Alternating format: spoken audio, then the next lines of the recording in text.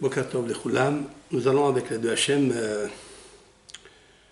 expliquer certains versets dans la paracha de Vaïra par le Midrash et en même temps essayer d'éclaircir les événements, les personnages, pourquoi ils se trouvent dans cette situation de tikkun, de réparation. Nous sommes dans la paracha de Vaïra, nous avons posé quelques questions dans le premier cours. Nous allons ensemble élucider d'autres questions qui sont restées muettes, sans réponse. Je reprends juste les versets. Vaïra elav Hashem be'elone Mamré. L'Éternel est apparu à lui dans les plaines de Mamré.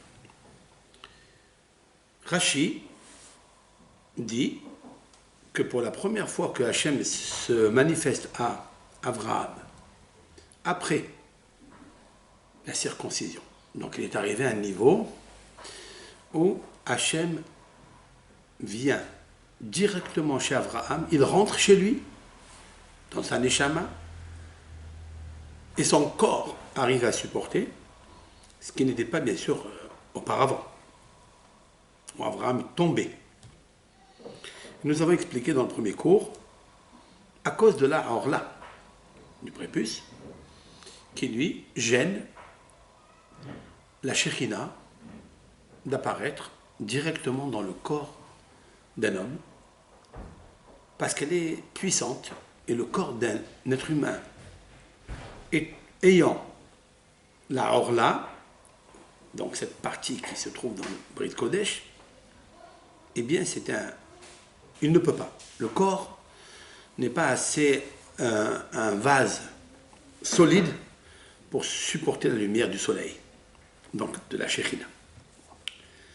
Maintenant, Akadosh Baruch Hu apparaît à lui, et la Torah indique la localité où l'Éternel apparaît. C'est une manifestation pour Abraham unique, de rester debout, éveillé, et de parler avec Dieu, de prophétiser, c'est important pour lui.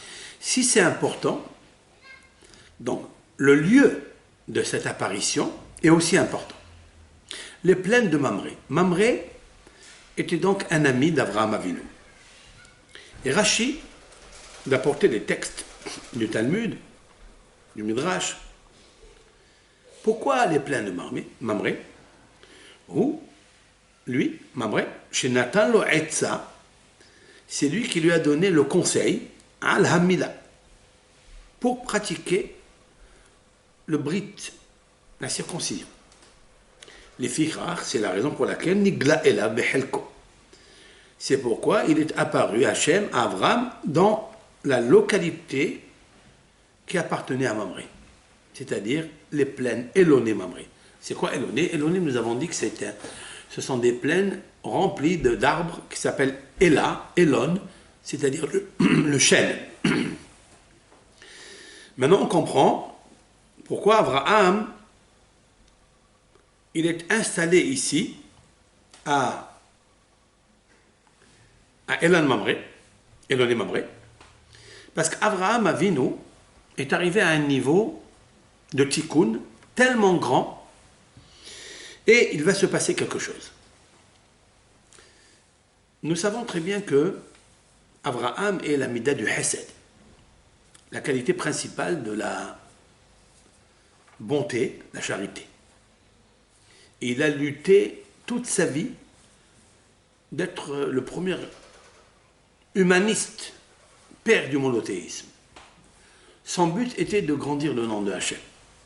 Nous allons voir l'histoire de Hachem, comment est né Abraham et qu'est-ce qu'ont prédit les astrologues à Terah, le père d'Abraham.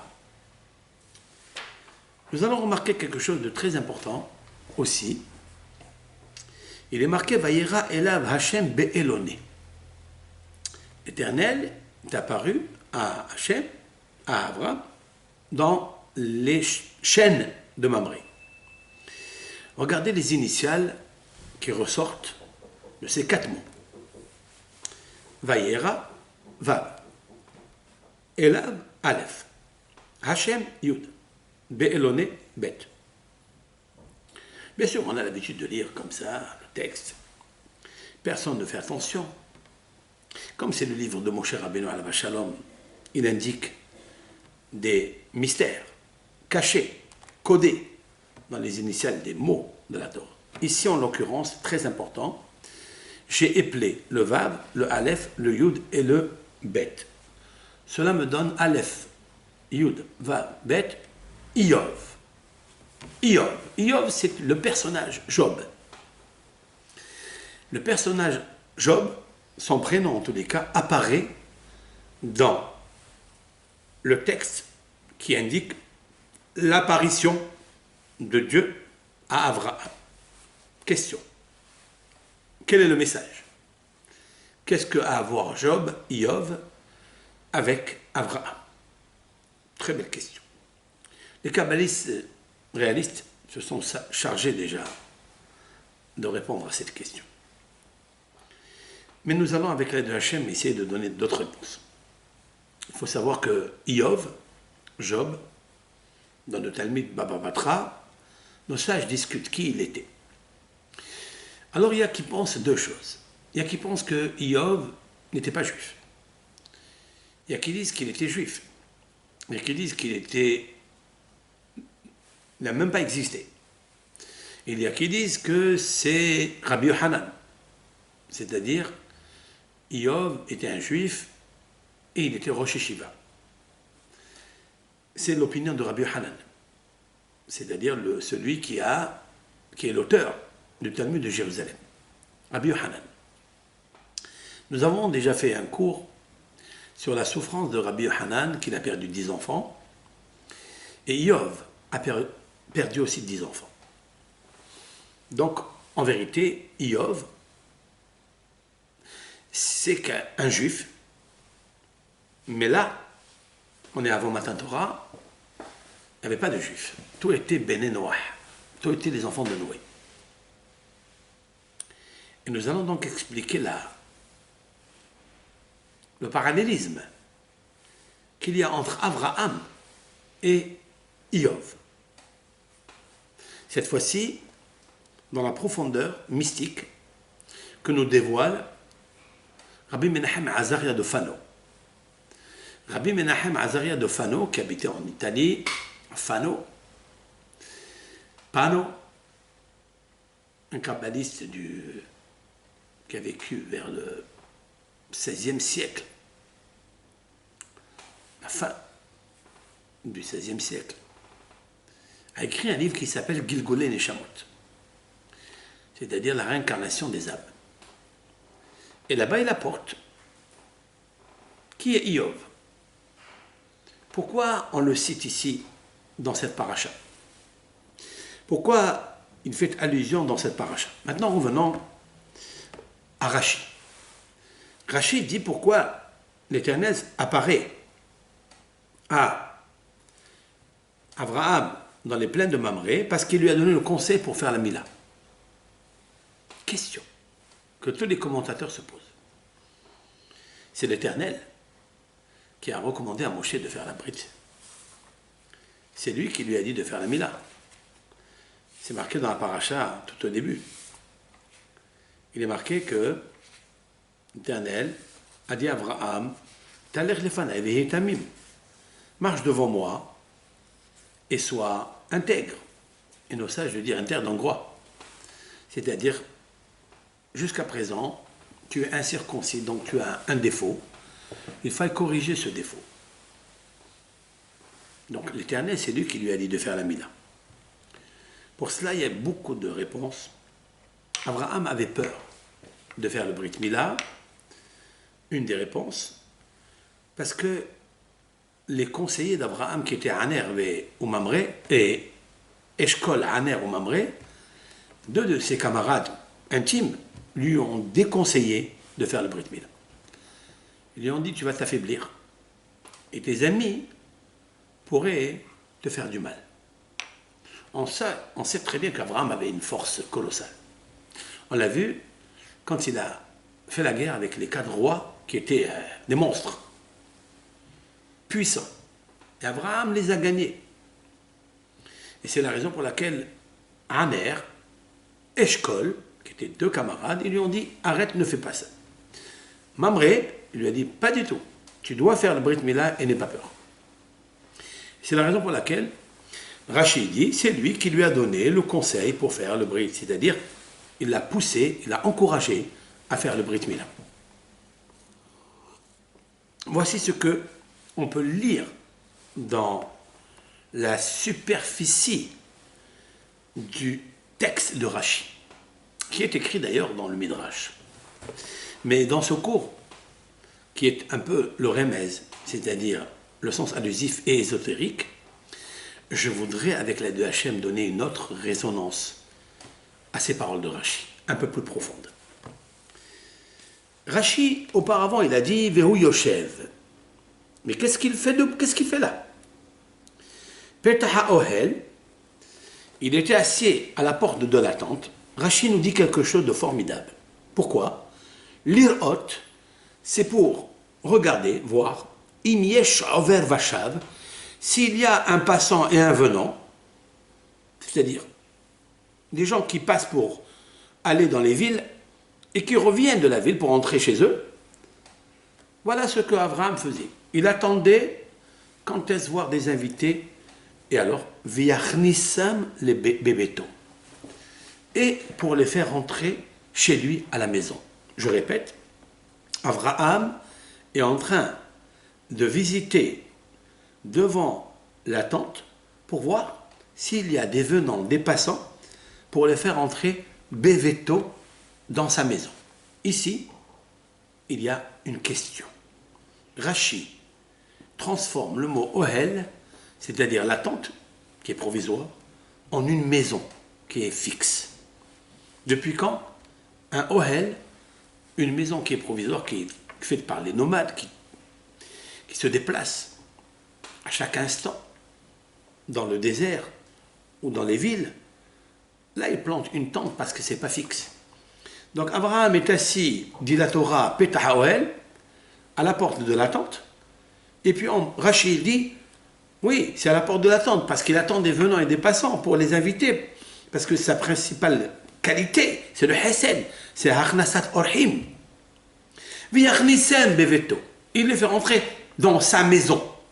Pourquoi sa maison? Il les fait rentrer dans sa tente.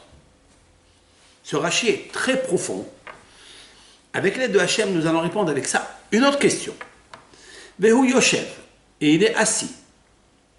Nous avons fait remarquer le Midrash, et Rashi d'abord le rapporte, Yoshev privé de la lettre Vav. Il y a beaucoup d'explications pour ça. Mais il me semble avec l'aide de Hachem que la tristesse d'Abraham est de ne pas avoir des invités pour leur parler, d'abord leur donner à manger, et en même temps leur demander de faire Birkat Amazon, c'est-à-dire de remercier Hachem, de le relier avec l'unicité de Dieu, c'est-à-dire la Emouna. C'est ça le but d'Abraham. Faire du bien, ça n'est pas pour faire seulement du bien. C'est faire du bien d'abord à sa neshama, en passant bien sûr par le corps, c'est-à-dire la nourriture. Maintenant, ce qu'il nous faut savoir, c'est pourquoi Abraham Avinu, il est Yoshev, privé de Vav. Eh bien, la douleur d'Abraham, c'est que ce siège-là qu'il avait, il était douloureux pour lui parce qu'il est privé de Vav. La lettre Vav, c'est la lettre qui indique la vie. Le Vav étant la lettre qui relie, qui est le Vav Hahibour, le Vav de conjonction, de coordination, d'amour et de fraternité, d'aider l'autre, de se relier avec lui. Cette lettre apparaît toujours dans le Sefer Torah au début de la page, excepté quelques exceptions, et il nous faut savoir que le Vav qui est écrit dans Ve'ahavta l'ereacha kamocha, tu aimeras ton prochain comme toi-même. Tu aimeras ton prochain comme toi-même, cela veut dire le vav. C'est-à-dire que tu dois te relier avec ton prochain comme toi-même. Et cela, l'article donc de conjonction, de coordination, de hibour, d'unité, ben, est indiqué par la lettre vav. C'est la raison pour laquelle ici, peut-être, avec l'aide de Hachem, la Torah nous relate la privation du mot dans le mot Yoshev, qui normalement se traduit au présent est assis, mais il est marqué privé d'un vav. Il est assis, mais il est assis sur une chaise qui n'est pas confortable. Pourquoi elle n'est pas confortable? Pas parce qu'il est au moment de la douleur physique, parce qu'il est le 3e jour de la Brit Mila, et donc il est souffré, et aussi il est âgé de 100 années, mais non, le siège où il est, c'est parce que il est privé du vav, parce qu'il ne peut pas envoyer sa main, qui ressemble à un vav, pour donner à l'autre la conjonction de coordination avec Akadosh Baruch Hu, la Emouna. C'est ça la tristesse d'Abraham Avinu. C'est pourquoi il est privé d'un vav. Et c'est pourquoi que Rashi, il dit avec l'aide de Hachem, il est assis pour voir s'il y avait Over Vachav, des gens qui passent et qui viennent. Viachnisem Beveto, et les faire entrer dans sa maison. Mais c'est une tente, c'est pas une maison, oui. Elle est une tente parce qu'elle est provisoire. Elle est provisoire parce qu'il n'y a pas d'invité. Parce qu'il n'a pas la chaleur. Mais il veut faire entrer des gens qui passent et qui viennent pour leur donner quelque chose pour que ça devienne sa maison. Parce que quand on fait rentrer des gens dans sa maison et on leur donne à manger, comme le faisait Abraham Avinu, bien sûr, avec Sarah, eh bien ça s'appelle une maison. Je m'inspire peut-être d'un texte qui est écrit dans les Maximes de nos pères. Viyu aniyim bene beter, et que les pauvres soient les enfants dans ta maison. On peut interpréter de deux façons. Viyu aniyim, et que les pauvres fassent partie de bene betera, soient inclus avec les enfants de ta maison que tu aimes, de la même façon que tu aimes tes enfants, parce qu'ils sont les tiens, tu es attaché à eux, tu es amoureux d'eux, c'est la lumière de tes yeux, tu vas partager avec eux tout ce que tu as de meilleur, de précieux. La même chose, disent nos sages, même les pauvres doivent être aussi, ils doivent faire partie bénébetecha de ta maison. Mais nous pouvons expliquer, à l'instar d'Abraham Avinu, un peu plus. Viyu anim, et les pauvres soient béné betecha, les enfants de ta maison. Ça veut dire que tu dois les considérer comme tes enfants. Parce qu'ils sont la créature de Akadosh Baruch Hu qui les a créés avec la Shérina qui s'appelle Bina, Binyan, c'est-à-dire la construction du monde. Olam Hesed Ibane, le monde tient grâce à la Bina, parce que le mot Bina c'est Ibane, il se construit. Il se construit grâce à la Bina, c'est-à-dire Ibane, l'anagramme du mot Bina, l'intelligence. Cette intelligence se trouvait dans Abraham Avinu qui a construit le monde grâce au biais du Hesed. Parce que Anim Benebeter, parce que les pauvres font partie, pas seulement des enfants, mais ils sont une partie de ces enfants. Et c'est pourquoi il attendait qu'il rentre chez lui à la maison. Et là, quand il était assis, c'était une chaise inconfortable. Parce que le vav est privé. Donc c'était dans une tente provisoire, qui n'a pas de mur solide, qui n'a pas de chaleur intérieure, et qui est instable.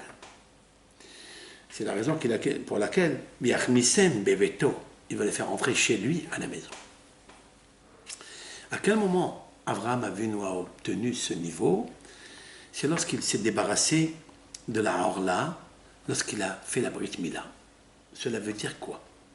Cela veut dire que quelqu'un qui est pieux, quelqu'un qui est hassid, quelqu'un qui est tzaddik dans la mahshava, dans la pensée, quelqu'un qui protège le Brit, eh bien ça peut devenir un homme exceptionnel. Ça peut devenir quelqu'un qui est Sod Olam, un tzaddik qui est Sod Olam.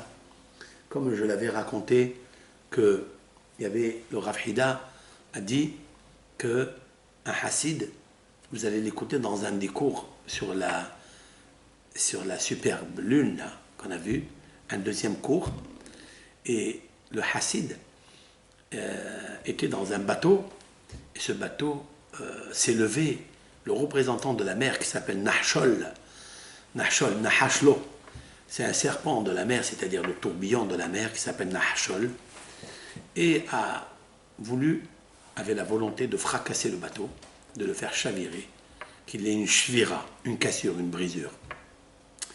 Et là, il y a une chance inouïe où se trouvait un hassid, un homme pieux, qui protégeait toujours ses yeux, qui protégeait toujours sa pensée, d'être un tzaddik et un hassid. Concernant le yesod, le brit, il s'est levé, il est parti sur le mât du bateau, donc la partie la plus haute du bateau, il s'est dévoilé et il a montré à Nahshol son brit Kodesh. Je parle avec beaucoup de pudeur, bien sûr. Et donc, Nahshol, lorsqu'il a vu le brit Kodesh, il s'est arrêté. La mer s'est calmée. Nahmizapo.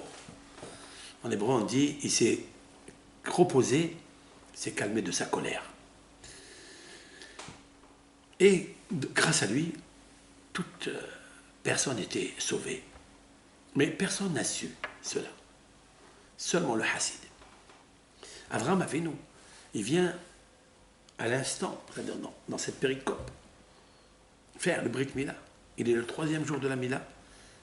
Dieu apparaît à lui, mais il apparaît dans une localité qui s'appelle les Chênes de la plaine de Mamré. Pourquoi? Parce que c'est lui qui lui a donné la Haïtsa du Brit Mila. Je voudrais revenir avec vous, et bien sûr c'est une réponse un peu profonde, mais qui va être suivie dans le texte de Rashi.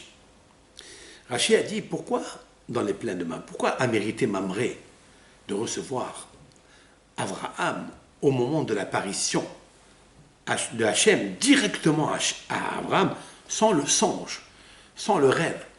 Ce n'est pas un mahazé, une vision prophétique. C'est une réalité que Hachem est rentré dans Abraham, et en même temps il l'a guéri parce qu'il était souffrant. C'est la cause pour laquelle il a couru après, parce que Abraham était donc, avait guéri en ce moment-là.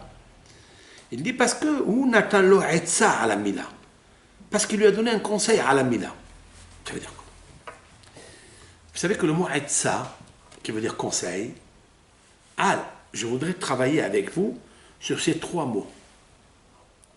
Il lui a donné etza, qui veut dire conseil, sur Hamila, la Mila.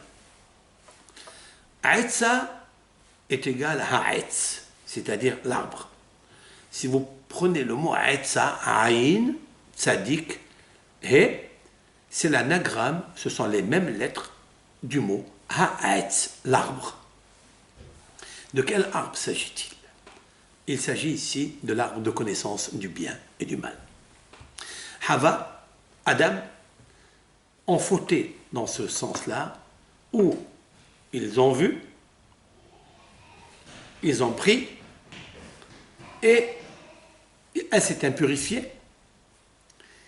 Et au moment où elle s'est impurifiée, je l'ajoute, au moment où elle a pris Pirsa Nida, elle a eu ses règles.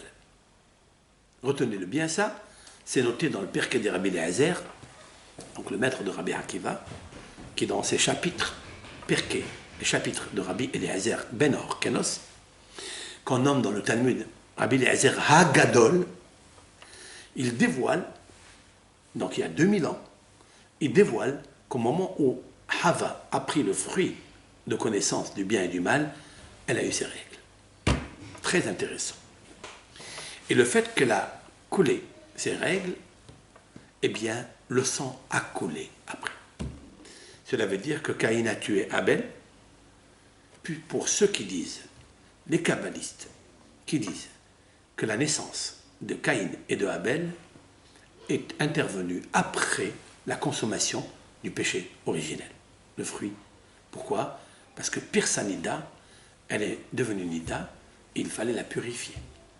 Le fait qu'elle n'a pas été purifiée par le Mikvé, eh bien, elle a eu cet enfant, Caïn, qui ne cherche que Kinyan, c'est-à-dire l'acquisition de l'immobilier dans ce monde. Et c'est la raison pour laquelle il tue Abel. Parce que le fruit de connaissance du bien et du mal est un poison qui est rentré dans la neshama de Hava, qui est rentré dans la neshama de Adam, et ça a traversé par la génétique la neshama de Caïn et de Abel, et les conséquences, on les connaît. Mais ce qui m'intéresse le plus, c'est ça. C'est au moment où elle a pris, elle a Pirsanida, ça veut dire elle a eu ses règles. Retenez ce midrash. Étant donné que là, Adam Arishon s'était purifié, il fallait corriger cette faute-là. Puisque Adam Arishon, après, il a divorcé sa femme, il s'est séparé d'elle pendant 130 années. C'est marqué aussi dans le Zohar Kadosh, c'est clair, on a déjà écouté tout cela. Maintenant, il nous faut savoir qu'Adam Arishon était impur. Il fallait purifier son être. Pour purifier son être, ça ne marche pas juste avec un mikvé ou avec une autre purification. Il faille passer des difficultés, ce qu'on appelle des issourines. Parce que pour épurer une personne, pour l'épurer convenablement, il faille passer par des maladies. Il faille passer par des exils. Sauf, à l'exception, si on s'occupe des mitzvot, de la Torah, avec un grand hamal, c'est-à-dire avec un gros effort. Quand on fait une mitzvah avec beaucoup de hamal, beaucoup de souffrance, c'est-à-dire qu'on va contre notre gré, contre notre accord, et on fait la mitzvah pour Akadosh Baruch Hu, on peut éviter d'avoir des souffrances. Ça c'est clair. Et je vais le démontrer dans la paracha de cette semaine. Maintenant, Mamré, il a dit à Abraham, étant donné qu'Abraham est la réincarnation de la Neshama de Adam Arishon. Autrement dit que si on prend le mot Adam, Aleph, Dalet, Mem. Aleph, c'est Abraham. Dalet, c'est David. Et Mem, c'est Moshe. Mem, c'est Mashiach. Lorsqu'on prend ces quatre personnages, celui qu'on attend, mais les trois qu'on connaît à travers la Torah, à travers les Tehillim, Adam vient, le Zohar, et dit les trois personnages qui vont corriger Adam Arishon dans le côté Neshama. Attention, parce que vous écouterez, on a déjà parlé plusieurs fois, que Yaakov Avinu aussi, c'est le réparateur d'un nitzutz, d'une étincelle divine qui était investie en lui, de Adam Arishon. Plus encore, on dit que Yaakov Avinu diokno chez Adam Arishon, c'est-à-dire le visage ressemblait comme deux jumelles, deux gouttes d'eau de Adam Arishon. On dit aussi que Yosef était une partie de Tikkun de Adam Arishon. Alors combien de personnes il y a? Il faut savoir qu'il y a une préface, une introduction à rappeler à tous les auditeurs, tous ceux qui nous regardent, que ça ne leur semble pas quelque chose de difficile, d'inaccessible. Je vais vous expliquer en bref, comme ça, en deux mots, que le Harizal a écrit dans son portique de réincarnation, Sha'ara Gilgulim, il a expliqué qu'une personne, quand elle vient dans ce monde, on va parler de Adam Arishon, puisque c'est la première personne physique et métaphysique, œuvre directe de la main de Dieu. Il n'est pas passé par un homme, une femme, papa, maman. C'est Hachem et la Shekhinah, c'est eux qui l'ont mis au monde. Lorsque l'Éternel, il donne pour la première fois une naissance à quelqu'un, il lui donne tout d'abord le niveau d'intelligence, de vie, de conscience, le plus petit qui existe, c'est-à-dire le nefesh. Le nefesh est donc l'âme qu'on traduit, parce que c'est très, très difficile de traduire les sens de la neshama ou du ruach ou du nefesh. On les appelle l'âme végétative. Végétative parce qu'elle rappelle l'âme de la végétation ou l'âme de l'animal. En effet, elle est un peu plus que l'intelligence de l'animal puisqu'elle a une parole. L'homme a une parole, il obtient une âme, c'est-à-dire une vie, une conscience intelligente, mais qui parle avec du verbe. Ça, c'est le nefesh. Et le nefesh, il a, bien sûr, par rapport à l'animal et à tous les autres règnes qui existent dans ce monde, le minéral, le végétal, l'animal, il a ce qu'en plus, c'est la parole et la conscience, c'est-à-dire le sentiment. Il peut avoir du cœur. Cependant, l'âme végétative est la manifestation du désir de recevoir pour soi-même. Ça veut dire, il manifeste un désir, une envie pour s'accaparer les choses. C'est en fait le kinyan de Caïn, qui avait un nefesh, il voulait tout pour lui. Hevel, lui, c'était un potentiel âme qu'il avait, c'est complètement la restriction des choses. C'est-à-dire, je ne veux rien de ce monde. Hevel, comme son nom l'indique, Hevel, c'est-à-dire vanité, des vanités, tout est vanité. Et tout ce qu'il faisait, c'est pour Akadosh Baruch Hu. Et la preuve, il a pris tout ce qui était de beau chez lui, c'est-à-dire le troupeau. Ce troupeau, il a la laine, il a la graisse, c'est-à-dire les morceaux les plus gras de la bête, qu'il a offert à Akadosh Baruch Hu. Cela montrait la manifestation du désir de la restreinte, c'est-à-dire de partager tout ce qu'il y a de meilleur pour lui. Comme la Torah l'a indiqué dans la Genèse, Mi bechorot sono, il a donné des prémices de son troupeau, des meilleurs, umehel vehen, et de leur graisse. Tout ce qui était gras, tout ce qui était beau, il a offert à Kadosh Baruch Hu. Ce qui n'a pas été le cas de Caïn, qui lui a offert des graines de lin, c'est-à-dire la chose la plus basse, quoi. Et en plus, celle qui détruit la terre. Si on prend des graines de lin, on doit cultiver avec le lin. Donc on prend un terrain spécialisé parce qu'il a une terre qui est familière à ce grain, on plante la graine et il nous sort le lin. Mais si vous prenez les graines de lin et vous les mettez dans un verger, dans une vigne, un vignoble, ou dans un pommier, eh bien, il va abîmer la terre pendant quelques années. Et les pommes seront fades, acides. Les arbres ne donneront pas les fruits qu'il faille donner, parce que le lin est un produit destructeur de toutes les autres familles, excepté le lin. Et le lin est aussi destructeur de la magie, des sortilèges. On fera un cours sur cela. Il y a plusieurs passages dans le Talmud, dans le Midrashim, dans le Zohar, qui nous parlent de cela. C'est-à-dire qu'un morceau de lin que vous porterez dans votre maison, si vous posez un morceau de lin dans votre maison, ça enlève le Aïn Hara, ça enlève le Kishouf, c'est-à-dire la magie, ça fait évacuer, évincer, récuser beaucoup de mots, M-A-U-X, malaise, quoi, qui nous arrivent. Mais Caïn, qu'est-ce qu'il a fait? Il a mis ça dans la terre, il a fait pousser donc ses graines et il l'a amené à Kadosh Baruch Hu. Qu'est-ce que ça veut dire ça? Lui qui était si intelligent, parce qu'il était prophète. Hachem parle avec Caïn. Si la Torah nous marque que Hachem parle avec Caïn, ça veut dire qu'il était prophète. Qu'il recevait des messages prophétiques.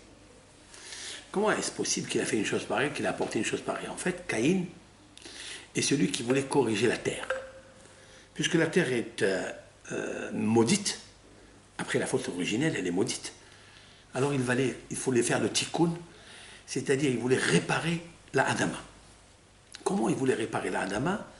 Elle qui a absorbé le sang de son frère. Après, mais parce qu'il a mal fait. Pourquoi il a mal fait? Parce qu'il a commis une grande erreur, d'après les kabbalistes, étant donné que le frère Abel a apporté de la laine. Lui, il a voulu apporter du lin. Ces deux éléments sont nettement contradictoires ensemble.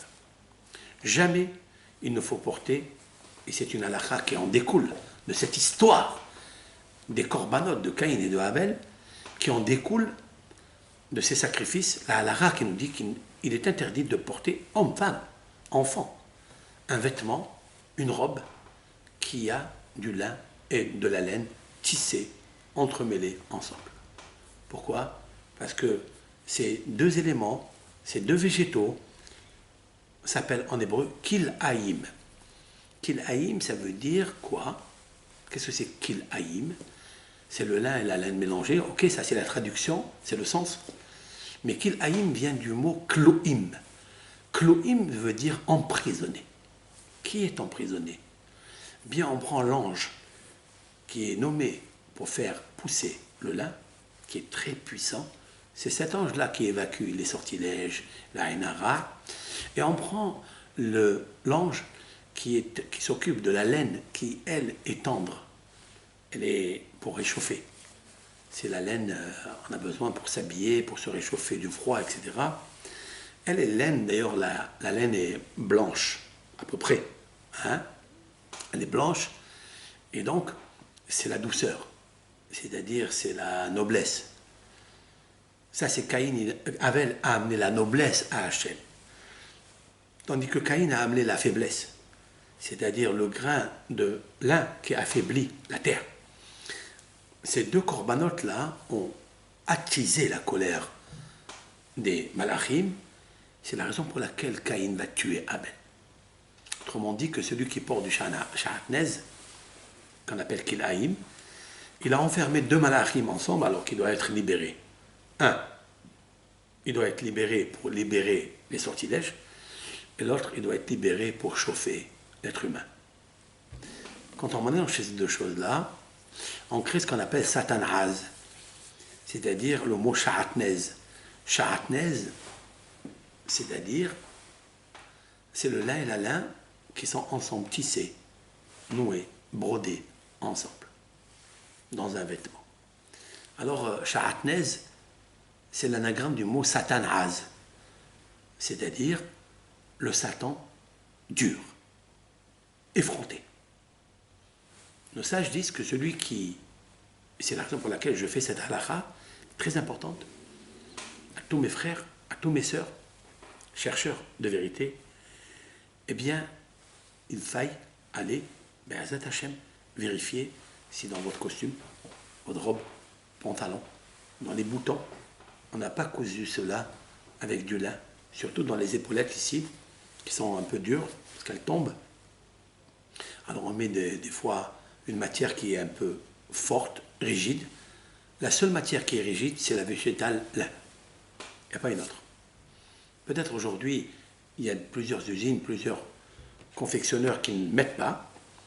C'est vrai, mais la Torah nous dit de vérifier. Voilà pourquoi des fois, nos sages disent que celui qui prie à Hachem, et il prie de tout son cœur, sa prière n'est pas exaucée. Pourquoi elle n'est pas exaucée?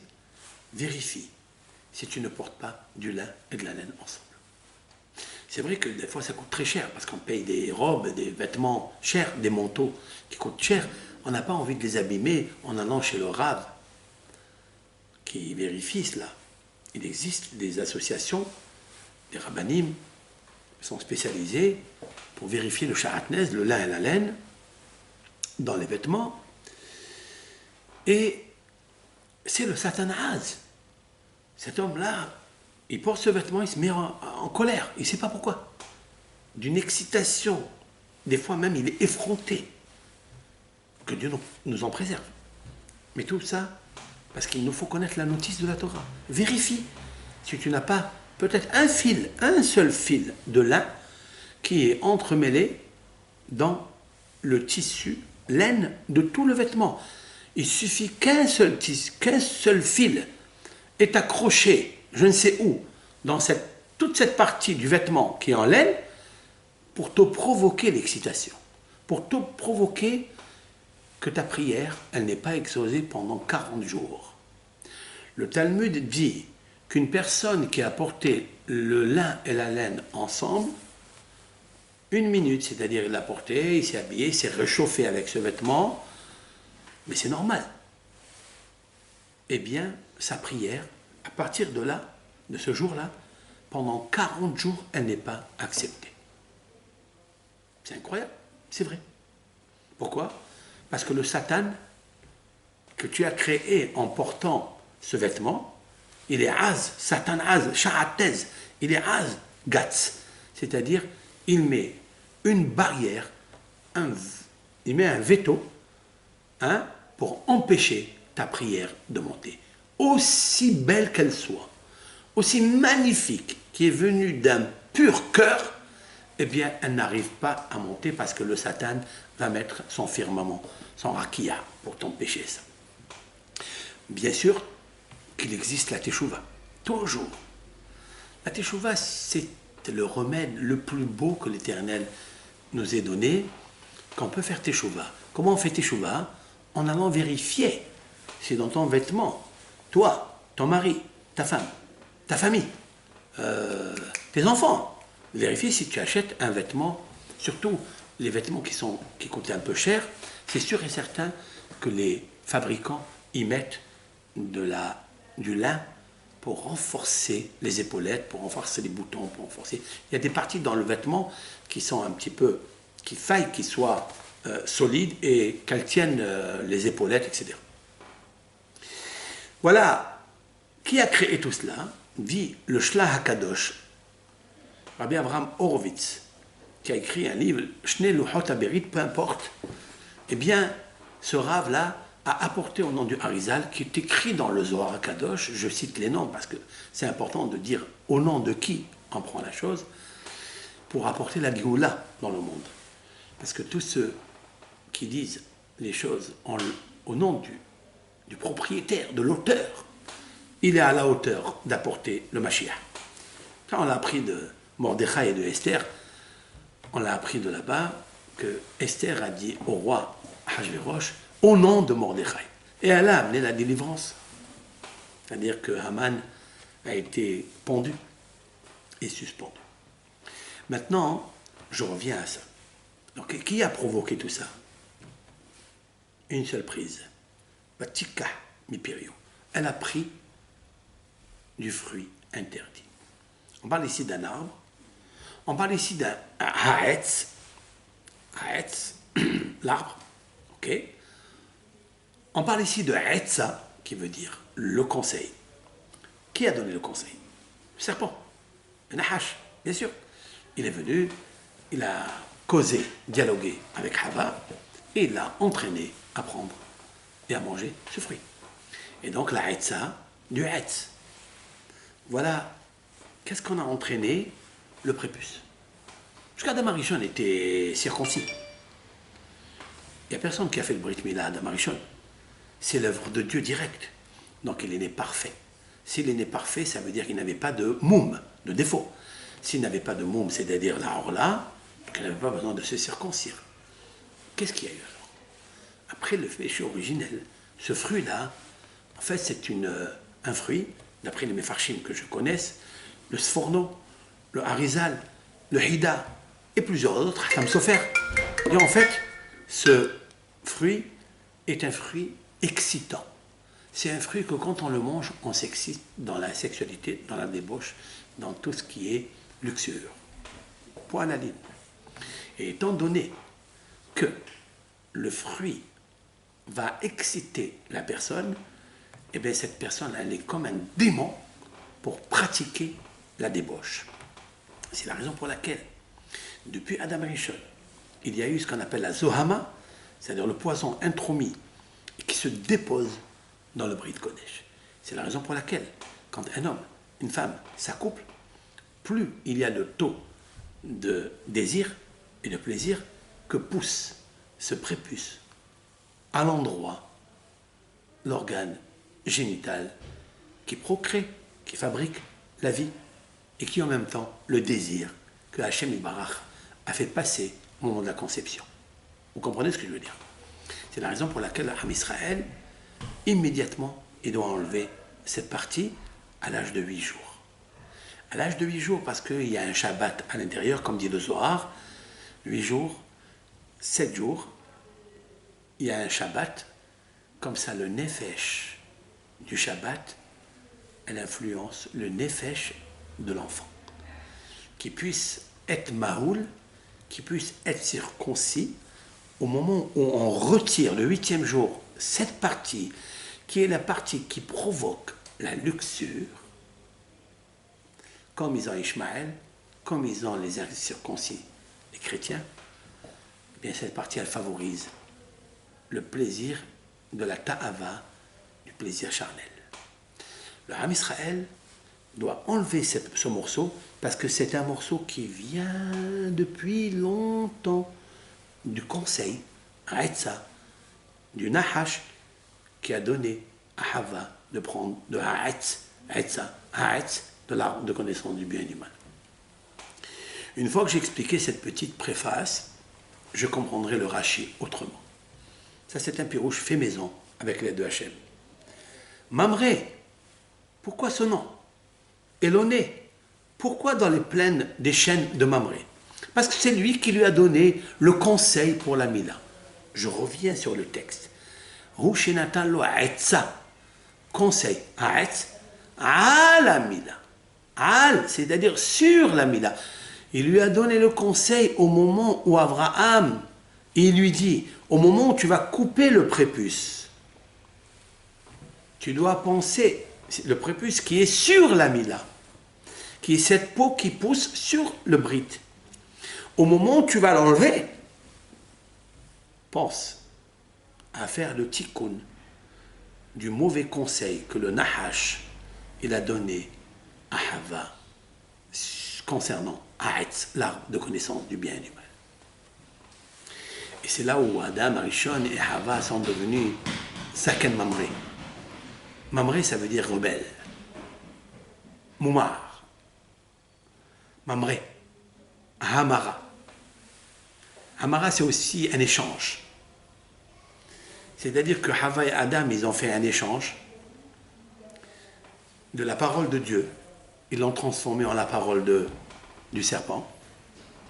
Et ils ont consommé l'arbre de connaissance du bien et du mal. Une seule mitzvah, je leur ai donné, ils se sont dénudés d'elle. C'est la raison pour laquelle Avraham Avinu fait le Brit Mila. Bien sûr, c'est Dieu qui lui dit, je reviens à la question posée au départ. C'est Dieu qui lui dit de faire la Mila, bien sûr.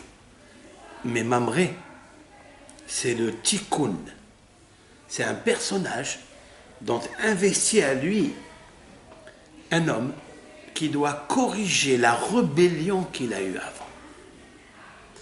Cette rébellion, elle se trouve sur le prépuce. Il lui dit, je te donne un conseil, Etza, pour Al-Hamila, que quand tu enlèves ce qui est au-dessus de la Mila, c'est-à-dire alors là, pense à Etz Adat. C'est un pirouche qui me semble kabbalistique, mais il est vrai. De toute façon, il est vrai. Parce que chaque fois que le Moël, et j'incite ici, j'invite ici tous les Moalim, quand on coupe ce morceau, on le prend bien sûr, il est une coutume ancestrale de jeter ça dans un kéli, un vase où se trouve de la poussière, de la terre. Quel est le sens? Mais le sens est très clair, comme l'eau de Béroche, c'est-à-dire de prendre le prépuce qui est l'origine de la faute originelle, c'est-à-dire le serpent, de prendre ce morceau qui donne l'excitation de la luxure, de la débauche, et de le mettre dans la terre, c'est-à-dire de le ramener à son origine, la source du serpent, la terre. Celui qui a mis à terre Adam et Hava, Caïn et Abel, et tous les êtres du monde jusqu'à aujourd'hui. Seulement pour vivre une vie meilleure, le peuple d'Israël, et c'est ce qui est marqué aussi dans le guide des égarés de Rambam Maïmonide, Rabbi Moshe Bar Maïmon, il a dit que le Brit Mila, elle est pour affaiblir la force de l'homme pour ne pas qu'il ait trop d'excitation. Comme ça, c'est marqué dans le Rambam. Autrement dit, c'est l'image que j'ai renvoyée maintenant. Ça veut dire que la horla est le péché originel qui incite, qui grandit le désir charnel, plaisir charnel de l'homme.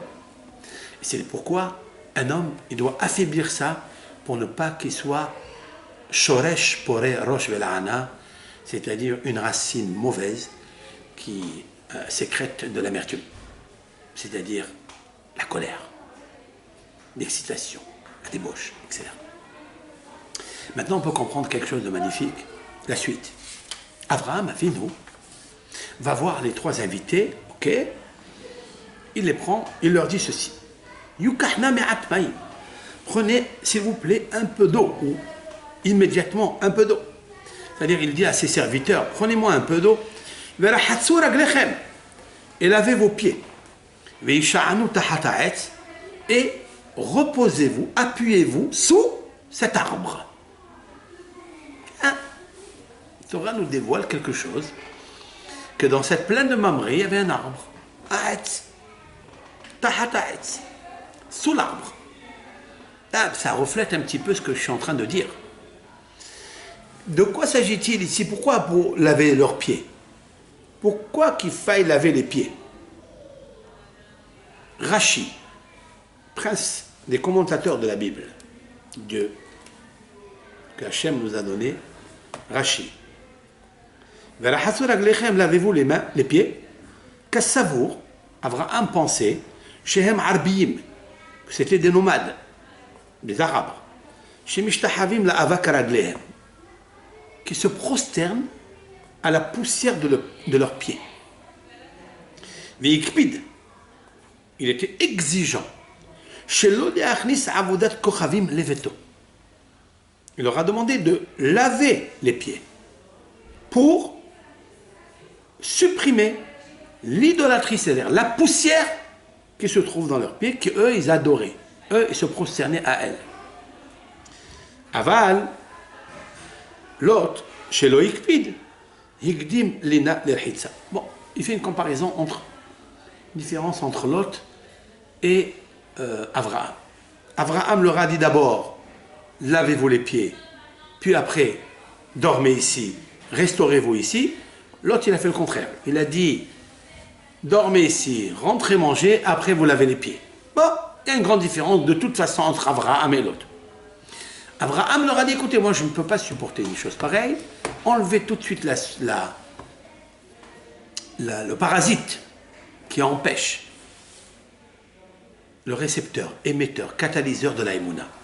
Il a dit, dégage. Ici, maintenant je vais vous donner, maintenant appuyez-vous sur cet arbre. Quel arbre?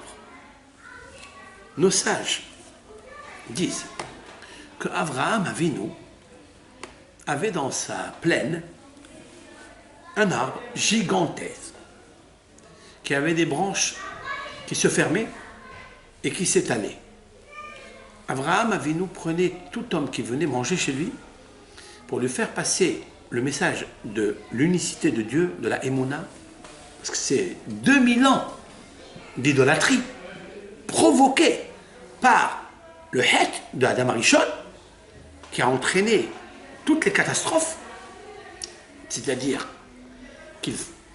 qu'on devait corriger, qu'on n'a pas corrigé, donc les déceptions se sont suivies jusqu'à Abraham Avinu. Et plus encore, jusqu'à la circoncision d'Abraham Avinu. Et là, il avait un arbre que lorsqu'une personne venait manger, il savait qu'il était idolâtre. Il le faisait rentrer sous l'arbre, en lui faisant laver les pieds d'abord, pour lui évacuer la avodazara, l'idolâtrie, c'est-à-dire retirer le sable des pieds. Et lorsque cet arbre-là était un test, si l'arbre il étendait ses branches, c'est qu'il était accepté par Dieu. Si, au contraire, il restait crispé, il retenait ses branches, crispé, c'est-à-dire triste, Abraham savait qu'il n'avait rien à faire pour cette personne. Et puis, c'est ce qu'il a fait Abraham. Il les a fait rentrer, tahata etz, c'est ce etz, ce fameux arbre. Ça, c'est selon le sens simple et selon le sens littéral. Selon le sens simple, il les a fait rentrer sous l'arbre parce qu'il faisait chaud, c'est normal. Donc il fallait prendre de l'ombre. Selon le sens midrashique, c'est ce que je viens de vous dire. Mais maintenant, je vais vous dire quelque chose d'un peu plus profond. En me servant de Rashi. Rashi dit et appuyez-vous sous l'arbre, campez sous l'arbre. Rashi, il dit l'explication de Tahat Ha'et, c'est quoi? Tahat Ha'ilan, sous l'arbre. Qu'est-ce que Rashi vient ajouter? On sait que Ha'et, c'est un arbre.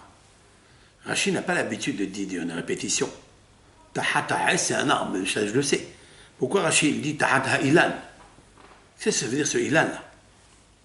Les commentateurs, immédiatement, le Sifti Hachamim, le Re'em, tous les grands qui suivent de près le commentaire de Rashi, vont dire ceci. Parce qu'on aurait pu comprendre Tahat Ha'et, cela veut dire que ce sont des copeaux de bois qui sont déjà détachés de la terre, qu'on appelle le Hetz. Comme par exemple le manche d'une pioche, il s'appelle un Hetz. Et que Abraham avait fait donc une petite baraque de copeaux de bois et il a installé les gens pour prendre de l'ombre. On peut expliquer ça. Et bien Rachid dit non.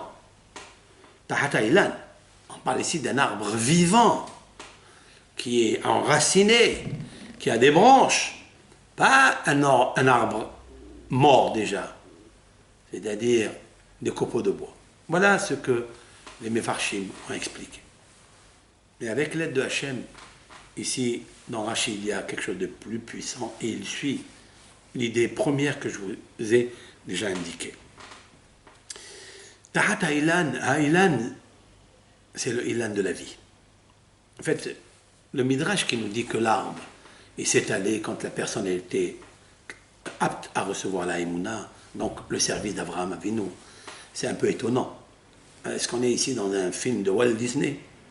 C'est-à-dire que les branches s'étalent. Il faut être quand même à l'esprit cartésien, c'est-à-dire conscient que dans notre Torah, ça n'existe pas une chose comme ça qui voltige en l'air sans une précision qui tombe, c'est-à-dire qui est acceptée par le cœur et par la logique. Ça ne veut pas dire que la Torah, elle est toujours logique, elle nous demande de faire des logiques. Non, la Torah, elle nous demande d'être suprarationnelle. Même dans des cas où c'est difficile, comme par exemple le traumatisme de Brit Mila, les gens n'acceptent pas de faire une Brit Mila à l'âge de 8 jours. C'est un traumatisme, et pour les parents, et pour les enfants. Mais la Torah, elle te dit des choses qui ne sont pas logiques, et quand même tu dois les faire. Parce qu'on est au-dessus de tout ce qui se passe dans ce monde. Ce monde-là n'est qu'un vestibule. Mais le reste, c'est Olam Haba, c'est le monde de l'avenir, le monde du 7e millénaire, c'est le Mashiach. Nous, on vit avec Mashiach toute notre vie, mais il faut rester sur terre quand même. C'est-à-dire, il faut être conscient des choses. Qu'est-ce qui est comme cartésien ici? Maïmonide était cartésien, était philosophe aussi. Mais ça ne veut pas dire qu'il n'a pas fait pratiquer toutes les lois dogmatiques. Il en a écrit des centaines, des autoroutes d'encre qu'il a versées pour écrire son Mishneh Torah, son Yad HaZaka. Bon. Là, je me sers d'un Zohar HaKadosh qui, par ailleurs, a dit il y a ce qu'on appelle Illana Dehaye, c'est-à-dire l'arbre de la vie. Tiens, ça n'est pas un arbre qu'on mange des fruits, ça n'est pas un arbre qu'on mange des fruits, c'est même pas un arbre visible. C'est un arbre invisible, c'est-à-dire la Emouna, tout court. Illana Dehaye, c'est que l'arbre d'ici, c'est-à-dire toi et moi, nous sommes des arbres. Comme il est marqué dans le Deutéronome, qui est Adam Etz Sadeh. Nous sommes l'arbre des champs. Nous avons notre racine en haut, pas en bas, comme l'arbre. Notre racine, elle est là. Lui, il est là en bas. Là-bas, ça pousse. Par en bas, dans la racine de l'arbre, monte la sève. Nous, les hommes, on a la racine ici. C'est-à-dire que l'esprit, le moi, l'intelligence, la conscience se trouvent en haut de l'homme, pas à terre de l'homme, dans ses pieds. Et là, il est connecté avec l'arbre de connaissance de l'amour, de la vie, qui s'appelle Ilana, c'est-à-dire l'arbre de la vie. Ilana de Haye. Un homme, selon sa émouna, selon la rigueur, la ténacité de son cerveau, il peut se connecter très très haut avec l'arbre de la vie. Cet homme-là, si je devais décrire le personnage qui indique cela, c'est Avraham Avinu. Avraham Avinu, on l'appelle Ethan. On l'appelle Adam Hagadol Sheba Anakim. On l'appelle l'arbre du monde. Qu'est-ce que ça veut dire? Cela veut dire qu'Avraham Avinu avait une émouna tellement forte qu'il était connecté avec Ilana de Haye. C'est-à-dire, contrairement à la Avodah Zara, à tout ce que peut apporter l'idolâtrie dans ce monde, qui existe dans multiples formes, et goûts, et visions. On connaît toutes les Avodah Zara qu'il y a dans ce monde. Avraham Avinu était connecté à l'arbre de la vie, la Emouna. Et c'est ça qu'Avraham Avinu vient nous dire dans le texte. Prenez un peu d'eau, s'il vous plaît. Enlevez-moi la poussière qui est dans vos pieds. Dans vos pieds. Parce que la poussière, elle est à côté de la terre. Parce que la terre est foulée par les pieds des idolâtres. Et c'est cette terre qui rappelle le serpent, qui est toujours à terre, qui rampe la terre. C'est-à-dire la Avodah Zara. Il faille monter un peu plus. Sortez un petit peu de vos habitudes. Sortez un petit peu de votre idéologie, de votre conscience, de votre philosophie, de votre doctrine. Sortez de là. Par le biais de l'eau, toujours. Parce qu'elle est réparatrice. Elle est purificatrice. Lavez-vous les pieds.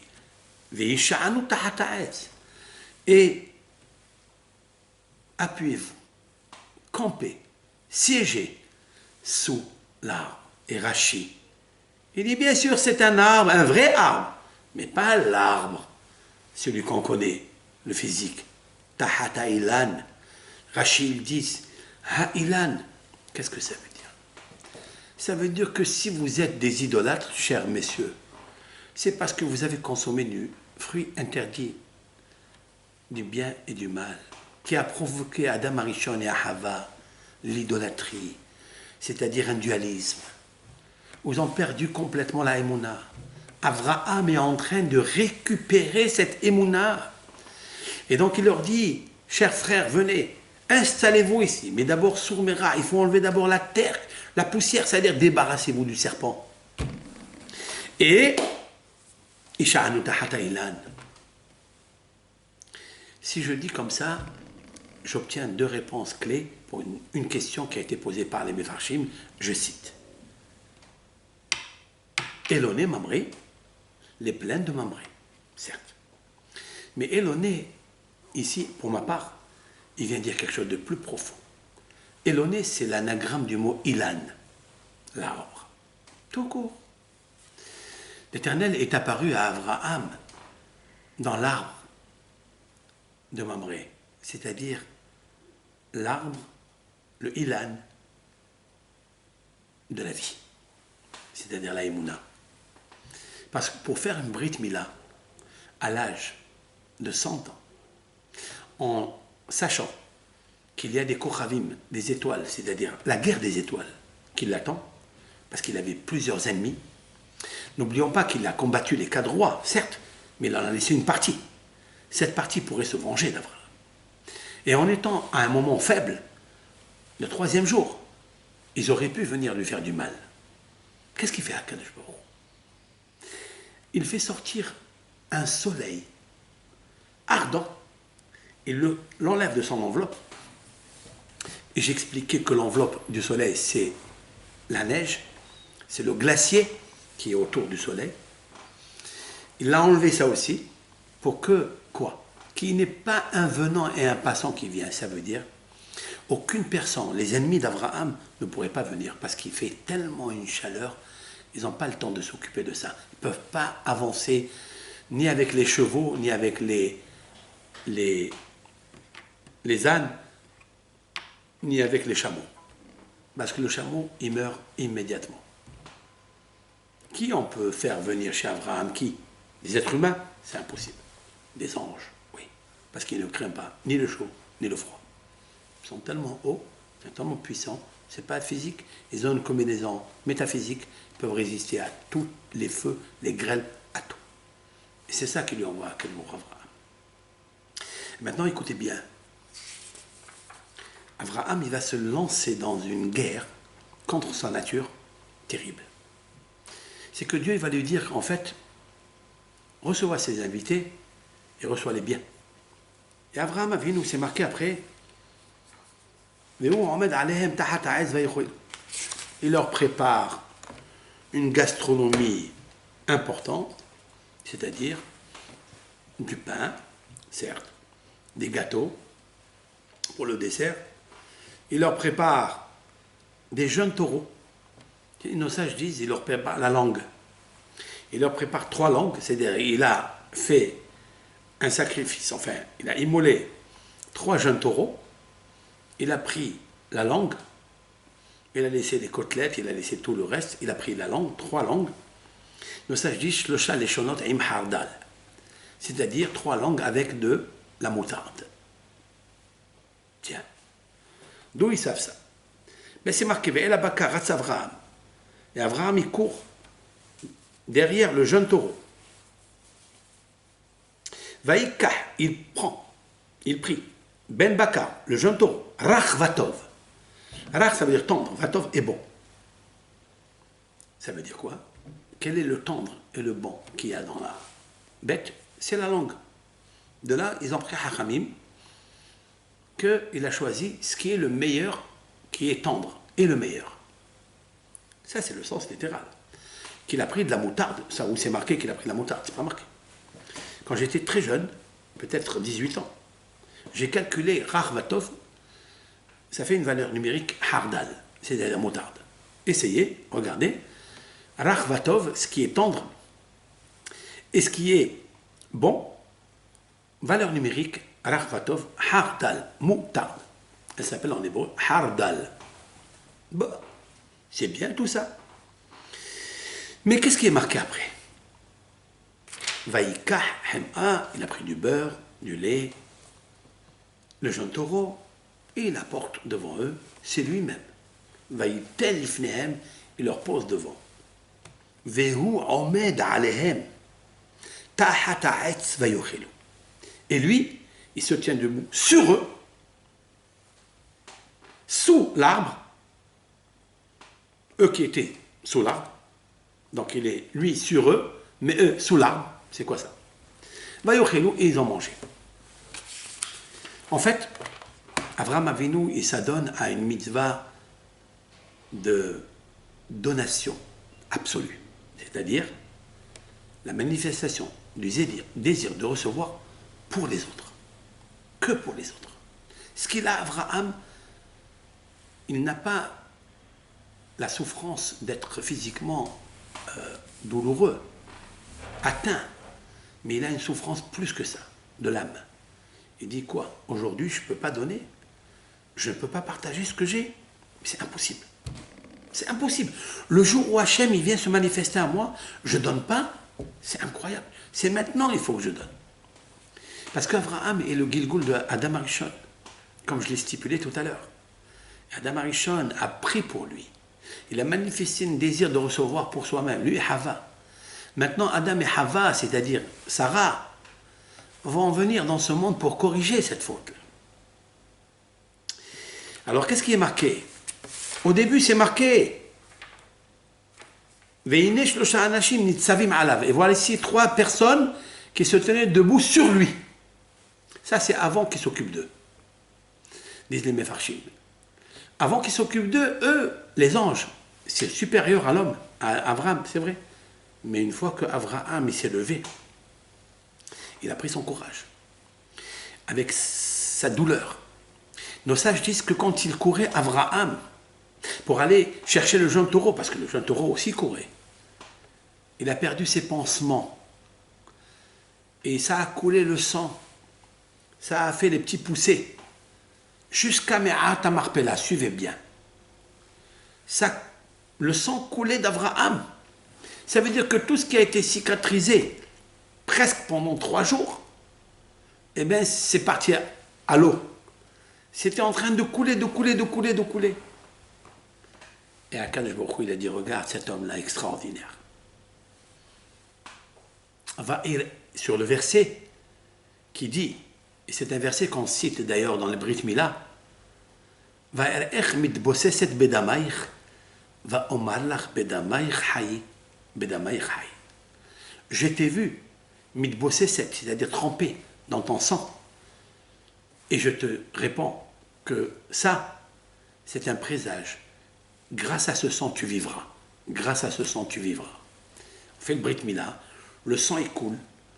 Et on dit ce verset, c'est grâce à la Brit Mila, grâce à ce sang, que tu peux obtenir la vie. Et Hachem, il a dit à Abraham, aux anges, il a dit, vous avez vu le sang qui est en train de couler, c'est grâce à ça que vivra le peuple d'Israël, les enfants d'Abraham. C'est vrai que beaucoup de sang a été coulé dans la Shoah, dans l'Inquisition d'Espagne, dans tous les pogroms, c'est vrai. Mais c'est ça qui fait vivre. Bedamaïr Haye. Ça veut dire quoi? C'est par ce mérite d'épuration que le Ham Israël va vivre, et il va vivre avec le Mashiach.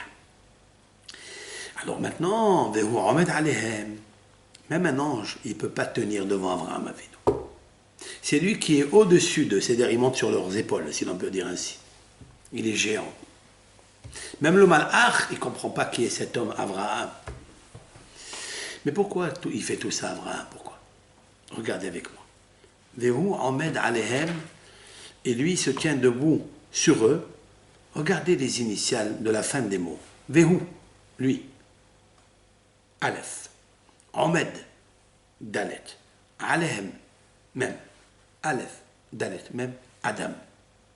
Il est le prototype investi par la Nishmat Adam, une partie de la Neshama de Adam, qui est en lui. Et il veut corriger Adam. Comment on fait pour corriger? Taha ta'etz. En compensation de la faute de Adam dans l'arbre de connaissance du bien et du mal, qui lui a mangé, et lui, Abraham, donne à manger aux autres. Pour leur enlever l'idolâtrie provoquée par Adam et Hava. C'est un texte qui est caché, c'est vrai, mais il est tellement beau, il est tellement frais. Maintenant, on peut comprendre pourquoi, au début de la paracha, il y a marqué Iyov. Iyov, Job. Pourquoi? Parce que Iyov, c'est la réincarnation de Terah. Terah étant le père d'Abraham Avinu. C'est Iyov. Pourquoi? Normalement, Terah, qui est le père d'Abraham, doit se réincarner dans Abraham. Il doit venir en lui. Pourquoi il doit se réincarner Terah? Parce qu'il a fait l'idolâtrie. Et quelqu'un qui fait l'idolâtrie doit subir des sourim, c'est-à-dire la brûlure. Une ville qui est atteinte d'un péché qui s'appelle l'idolâtrie, le châtiment est la brûlure, l'incendie. Normalement, c'est Abraham qui devait recevoir Terah en lui pour subir la brûlure.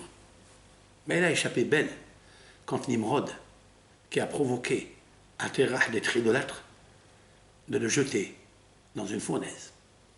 Il devait être brûlé, comme un idolâtre. Il a échappé belle. Il devait mourir dans la guerre avec les 4 rois. Il a échappé belle. Donc il devait être cendre, il devait être sable. Et quand même, Abraham a dit, Anouchi Avaver, je suis rien du tout. C'est toi, Hachem, qui fait. Qu'est-ce que fait Akadosh Baruch Hu? Au lieu que les épreuves de la souffrance soient déversées sur Abraham, le fils de Terah, pour réparer Terah, il y a eu au milieu Job, Iyov, qui a souffert de ce domaine-là. C'est la raison pour laquelle Vayera Elav Hachem Be'eloné, Rachetevot, les premières lettres, est égale à Iyov.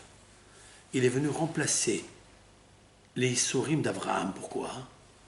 Parce que Abraham, a la connaissance de tout ça.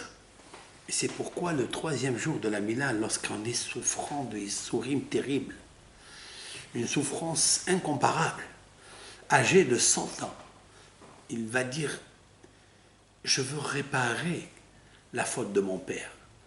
Mais si je ne la répare pas, je serai obligé de supporter toutes les épurations, les pogroms, les sourim.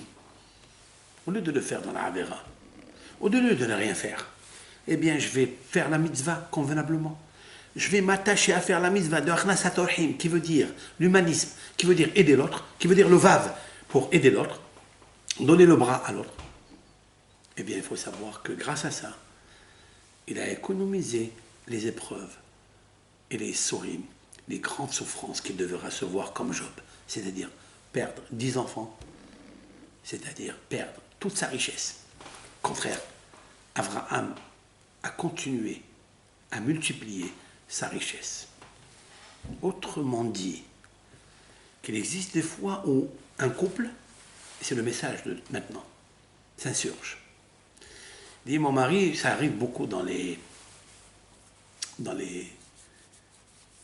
écoles, ça arrive beaucoup dans les couples, où le mari, des fois même c'est la femme, qui s'adonne énormément aux Zikoué Rabim, c'est-à-dire à prôner et prêcher l'unicité de Dieu dans le monde.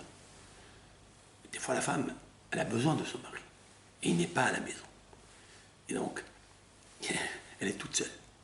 Elle se bat pour les devoirs, pour les laver, les habiller, surtout quand ils viennent de l'école, ils sont sales, il faille. Elle a besoin d'un coup de main. Le mari n'est pas là. Il est où? Au lieu de laver les enfants, il est en train de laver les autres, c'est-à-dire les laver de la Aoudazara, communiquer la Kdusha, la sainteté. Mais c'est vrai, tout ça c'est magnifique. Mais la femme, c'est un corps fragile. Elle a sa noblesse, sa dignité.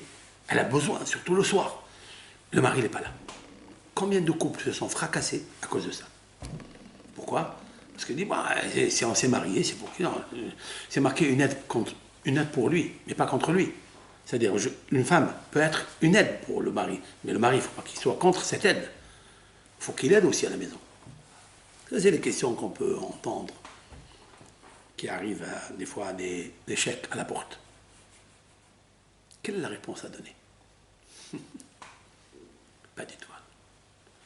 Abraham, quand les anges lui demandent où est Sarah, ça veut dire qu'est-ce que tu es en train de faire là? Tu es en train de t'occuper de nous. Où est ta femme? Tu ne vas pas l'aider un petit peu? Il dit non, il n'est pas où elle. Elle a pris la charge de tout ce qui se passe ici. Même la charge à moi. Et elle m'a chargé d'y aller charger les autres. Parce qu'elle a une neshama de Emouna tellement grande. Elle sait qu'ils viennent aider ou qu'ils ne viennent pas aider. Il faut savoir que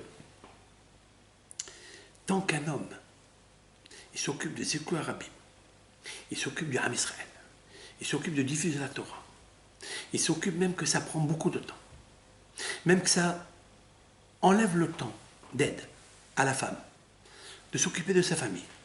Mais le fait qu'il s'occupe des autres, elle peut vivre. Et il ne faut pas s'insurger. Je parle quand une femme s'insurge. C'est-à-dire, elle n'en peut plus. Jusqu'où elle peut venir chez un rave et lui dire, Rave, on ne peut plus retenir ensemble, on ne peut plus vivre ensemble. Et c'est là qu'il faut dire à cette femme quelque chose. Ce cas est arrivé en Israël, à Jérusalem. C'est un homme dynamique qui s'occupe du peuple d'Israël. Les écoles s'occupent de faire des Baalei Teshuvah. Il va de ville en ville à faire des cours de Torah. Il est absent à la maison, présent chez les autres. Et la femme de lui dire un jour, ça y est, on arrête, on divorce. Pourquoi? Il dit, je ne peux pas supporter. Tu es tout le temps dehors. Mais Dieu dit, on est consentant. Il dit, oui, mais là, tu as exagéré. Parce que vous savez faire un coup, un deuxième, encore. Et hop, on s'occupe. Non, là, c'est vide, il n'y a pas de lumière. Ils sont partis voir un grand maître, j'ai nommé Rav Yosef Shalom Eliashiv, de mémoire bénie. Ils sont allés le voir et il les a bien regardés, bien fixés,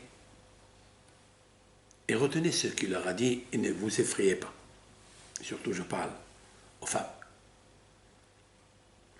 Il a entendu, il a dit, mais est-ce que tu es consentante qui fait du bien? Il dit, oui, oui, oui, c'est tout ça, c'est bien. Il a dit, tu veux qu'il revienne à la maison? Ok.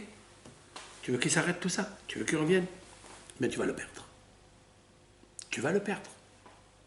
Cet homme-là, s'il a cet enthousiasme, et il réussit dans ce qu'il fait, et il fait pour Hachem, pour le Zikor Rabim, pour apporter un bénéfice communautaire, et tu veux l'empêcher, tu veux qu'il revienne à la maison pour s'occuper de certaines choses, il faut que tu saches que tu vas perdre ton mari. Ça lui a dit. Il lui a bien expliqué. Et en fait, la réponse, elle se trouve dans notre paracha. Abraham, c'est celui qui n'a pas vu, il ne voit pas Sarah. Il dit, ah, c'est maintenant que je viens de te voir, tu es belle, etc. Comment? Abraham, tu ne vois pas Sarah? Abraham, il est là dehors en train d'attendre des invités. Mais rentre chez toi à la maison. Tu es fatigué. Ça suffit avec ces invités-là. Sarah, elle est où? Elle est à la tente. Et en plus, il lui dit, allez, rapide, rapide, Sarah. Fais des gâteaux, fais du pain, fais ceci, fais cela. Il lui donne du boulot et elle est d'accord. Pourquoi elle est d'accord? Parce qu'elle sait qu'Abraham Avinu est venu vraiment pour éclairer le monde de la Emouna. Elle est associée à Abraham dans tout ce qu'il fera. Comme la femme de Rabbi Akiva est associée avec les 24 000 élèves qu'il avait Rabbi Akiva. Cette femme-là, qu'il n'a pas vue pendant 24 ans, elle était consciente de ce qu'elle faisait. Ben Abraham et Sarah étaient un couple idéal. Il dit, ouais, je préfère rester dans la tente, et toi, tu fais Zikor Rabim, fais grandir le nom de Hachem. C'est pour ça, Sarah, elle est la femme la plus heureuse du monde. Mais, et je termine, cela est aussi la force d'Abraham Avinu. Parce que quand vous faites des cours, et quand vous vous occupez des autres, il faut toujours avoir la prise de conscience de faire associer celle qui reste à la maison et de lui expliquer tout cela. Et si tu n'arrives pas à expliquer tout cela, ben ça ne tiendra pas. Et Abraham, enthousiaste qu'il était, Sarah, pudique qu'elle était, c'est une association extraordinaire, consentante. C'est pour ça qu'Abraham Avinu, il va se battre dans la paracha de la semaine prochaine pour enterrer Sarah. Il va pleurer pour elle. Parce qu'il sait qu'une femme comme ça, du jamais vu et jamais retrouvé. Mais ils sont un couple formidable qui nous apprennent que dans la vie, si tu peux faire à 50 degrés, tu peux. Et tu veux réussir à 60 degrés, fais-le. Mais à condition, fais-le pour Hachem. Si tu le fais pour toi, même 50 degrés, tu n'auras pas. Et Ratson que nous aide à comprendre le message de la Torah. Pourquoi on est venu dans ce monde? Adam le Amal Yulad, comme a dit Job, un homme est né pour faire des efforts dans ce monde. Plus tu as d'efforts, plus la récompense, elle est immense. Elle ne s'arrête pas là, elle ne s'arrête pas à tes enfants, tes petits-enfants, elle s'arrêtera jusqu'au Mashiach. Comme il est dit dans la Torah, l'Éternel, il paye les élèves d'or, c'est-à-dire des milliers de générations. Amen, qui est une ratson pour tout l'âme Israël. Et encore une fois, Shabbat Shalom, puisque je suis au Beth Midrash, j'avais rien à faire. Je suis venu faire comme ça, enregistrer un cours pour vous, pour partager par la suite. Écoutez ce cours, on va le diviser parce qu'il est un peu long. On le divisera en plusieurs cours, petits cours, afin de profiter et de manger la lumière de la Torah, la lumière divine. Kol Tov Lachem.